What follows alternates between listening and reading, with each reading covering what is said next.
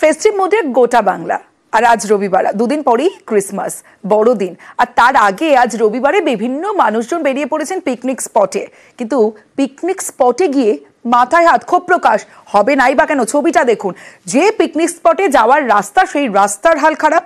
শুধু তাই নয়, পিকনিক যে স্পট, সেই স্পটও রক্ষণাবেক্ষণ হয় না। মাথাভাঙার তেকুনিয়া পিকনিক স্পটের ছবি দেখছেন।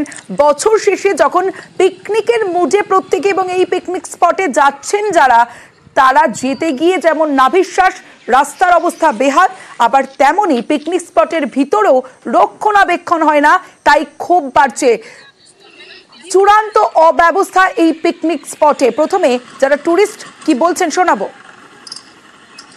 আসার পথটা যে সমস্যা, পথটা যেভাবে এটা চলাচলযোগ্য বলে আমার মনে হচ্ছে না। দূর দূরান্ত থেকে অনেকেই কিন্তু এই পিকনিক স্পটে আসে, এখানে কোনো নলকূপ বা জলের কোনো ব্যবস্থা নেই। এখানে একটা পানীয় জলের একটা সমস্যা দেখতে পাচ্ছি, যে পানীয় জলের ব্যবস্থা যদি করা হয় এবং পরিষ্কার পরিচ্ছন্ন থাকলে আর একটু ভালো হয়। আমরা তো বাচ্চা কাচ্চা নিয়ে আসছি, সেক্ষেত্রে টোটো বা বাইকের ক্ষেত্রে যে সমস্যাগুলো হয়, এবং রাস্তাটা প্রচন্ড ভাঙা, এবং এখানে কোনো পানীয় জলের তো ব্যবস্থা নেই বললেই চলে, এবং জায়গাটা প্রচন্ড একদম একদম পরিষ্কার পরিচ্ছন্ন নেই বললেই চলে। প্রশাসনের বা আমাদের এখানে যারা আছে দায়িত্বে, তাদের একটু দেখলেই বিষয়টা ভালো হয় আর কি।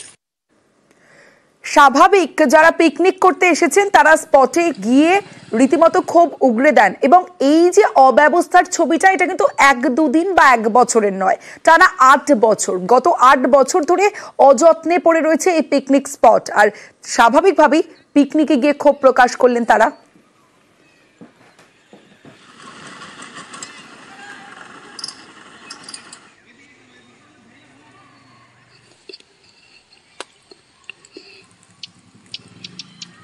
গ্রাম পঞ্চায়েত থেকে এত বড় রাস্তা করা সম্ভব না, তো আমরা জেলা পরিষদকে জানাইছি। 2-1 আমাদের এই টেন্ডারটা হয়তো হয়ে যাবে। বাজেট প্রায় 6 কোটি টাকার মতো। যেহেতু সামনে পিকনিক আছে, তো দ্রুত তাড়াতাড়ি এই কাজ শুরু করবে।